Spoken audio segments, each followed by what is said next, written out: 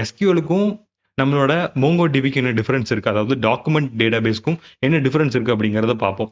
So SQL அப்படிங்கிறது பார்த்தீங்க அப்படின்னா ஒரு ரிலேஷன் டேட்டாபேஸ். நான் ஆல்ரெடி சொன்னேன். எஸ்கியூஎல்ல வந்து நம்ம இப்போ ஒருத்தரோட நேம் ஸ்டோர் பண்றோம், அவங்களோட ஏஜ் ஸ்டோர் பண்றோம், அவங்களோட ஹாபி ஸ்டோர் பண்றோம், அவங்களோட கேட்டகரி ஸ்டோர் பண்றோம். இந்த மாதிரி ஒவ்வொரு விஷயத்த நம்ம ஸ்டோர் பண்றோம் அப்படின்னா தனித்தனி டேபிள்ஸ் நம்ம கிரியேட் பண்ணுவோம், கரெக்டா? பட் இங்க அப்படி இல்லை. ஸோ நம்மளோட MongoDBல பார்த்தீங்க அப்படின்னா எல்லாத்துக்குமே ஒரு கலெக்ஷன்ஸ் சொல்லுவாங்க. அதாவது இங்க பாருங்க, இதுல வந்து நேம் இருக்கும். ஸோ அவங்களோட நேம், அவங்களோட ஏஜ், இந்த மாதிரி பார்த்தீங்க அப்படின்னா அவங்களோட ஒரு செட்டை பார்த்தீங்க, அதாவது ஒரு பர்சனோட டேட்டா வந்து ஒரே கலெக்ஷன்ஸ்ல கொடுக்குறதா பார்த்தீங்க அப்படின்னா MongoDB. ஓகேவா? ஸோ இதுதான் வந்து சிம்பிளா MongoDBக்கான ஒரு டிஃபரன்ஸ்.